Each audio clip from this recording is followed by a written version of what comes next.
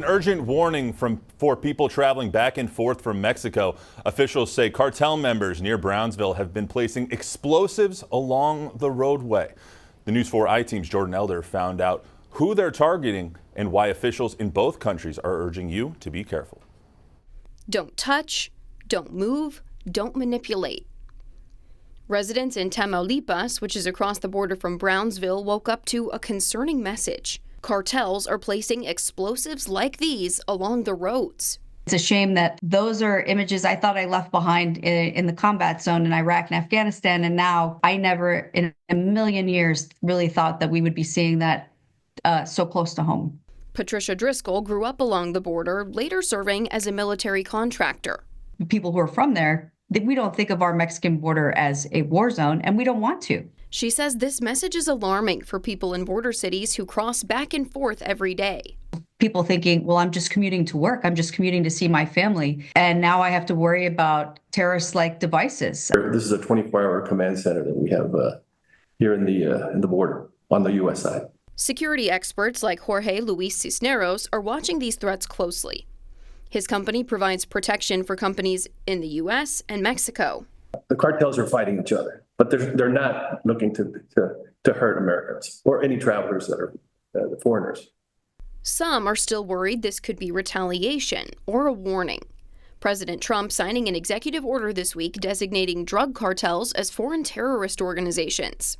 I'm not sure that it changes their behaviors anymore, but it is definitely time for them to see that the United States is not going to allow it to continue business as usual. Long-term violence could have big impacts on the economies of both countries. There's millions and millions of dollars that are coming back and forth, and we have to protect the people that are involved or working there.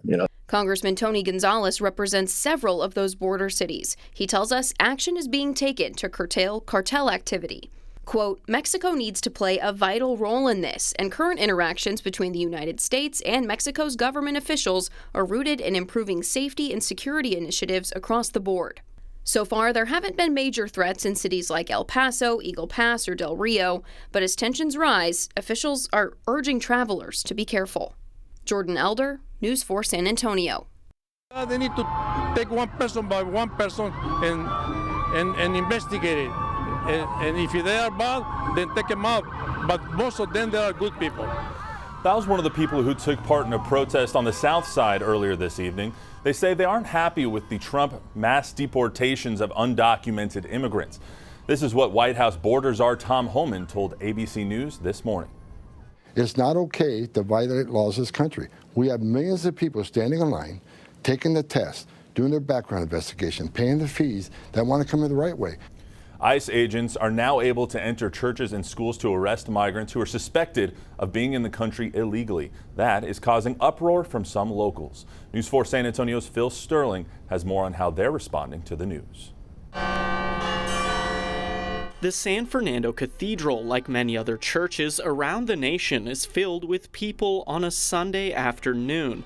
But now they could see federal arrests take place in their place of worship. That's causing people like Alberto Riz to feel uneasy. I thought the church was sacred, Churches used to be considered sensitive areas during the Biden administration, but since President Trump retook the Oval Office, that has changed. Ruse says he understands the country needs to protect its borders, but also feels sorry for those looking for a better life. It seems like every 4 years we have something that changes. A Department of Homeland Security spokesperson released a statement saying criminals will no longer be able to use America's schools or churches to avoid arrest. They say the Trump administration won't tie law enforcement's hands and trusts them to use common sense. In an interview with ABC, border czar Tom Homan says this is nothing new. Name another agency, another law enforcement agency that has those type of requirements that they can't walk into a school or a doctor's office or a medical campus No other agencies held those standards. Bexar County Sheriff Javier Salazar says his office has not yet been asked to participate in any sort of federal operations. So I can tell you, I have no interest in going into jails and or schools and churches to pursue people. Now, if a violent crime takes us to a church or a school, that's something different. The Archdiocese of San Antonio shared a statement by the Texas Catholic Conference of Bishops saying, quote, "The bishops of Texas will continue to work with governmental officials and other people of goodwill to implement policies that recognize the dignity of every person, prioritize family unity, and address the root cause of forced migration, while respecting the right and responsibility of our country to secure its borders, regulate immigration in an orderly process, and maintain the rule of law, and keep its communities safe and peaceful."